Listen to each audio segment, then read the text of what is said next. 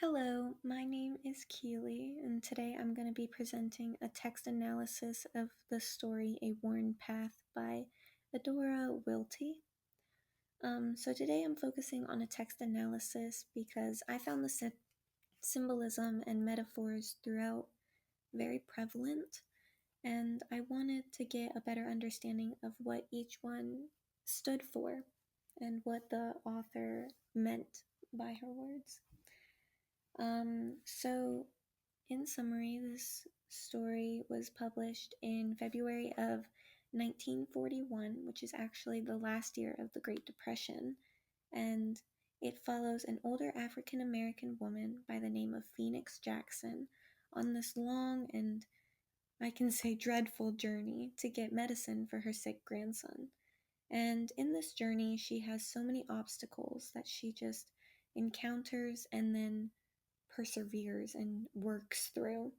Um, it includes the people that she interacts with throughout, the nature that she's in. She encounters wild animals and gets stuck in barbed wire, for example, and even her own body almost failing on itself because she's an old woman doing this long, very physically draining journey. Even her mind is failing on itself and her memory struggles throughout. So, and in the eyes of every person she encounters, she seems to be nothing more than a nuisance to them, with them referring to her as Granny or Grandma instead of a respectful ma'am or Miss Jackson. And despite all of these obstacles, she continues this journey until she finally gets to the store and is able to get the medicine for her grandson. And not only that, but the woman at the counter actually gives her 5 cents, which is an entire nickel, and she realizes she has enough money to purchase a paper windmill for her grandson.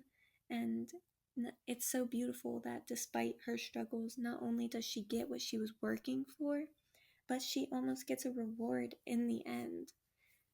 So the research question that I actually want to focus on is the significance of the main character's name. So it was actually the most interesting thing to me. Her name is Phoenix Jackson, and I found it so beautiful that the author not only chose to make the main character a black woman in the time of segregation, but named her after something so strong and so powerful, a phoenix.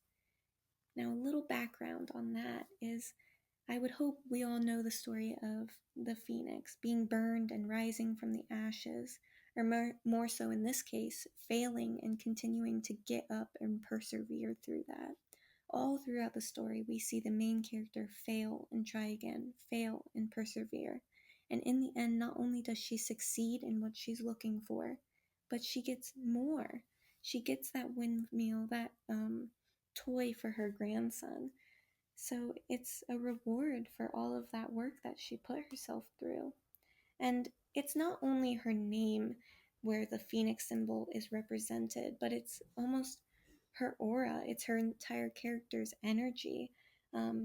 She's said to have a yellowish color under her skin and a red scarf draped over her hair. Even her cane is said to make the sounds of chirping birds when it hits the ground. And throughout, she's underestimated through all of this. She's dug through the ashes, and she just continues to rise and work through it all, and it's beautiful. So my working thesis for this is that A Worn Path is not a simple story of a grandmother caring for her child. It's a story of rebirth and perseverance and working for what you want and getting so much more. So thank you for taking the time to allow me to ramble and walk you through my analysis. I look forward to any feedback or critiques that may ensue. Have a good day.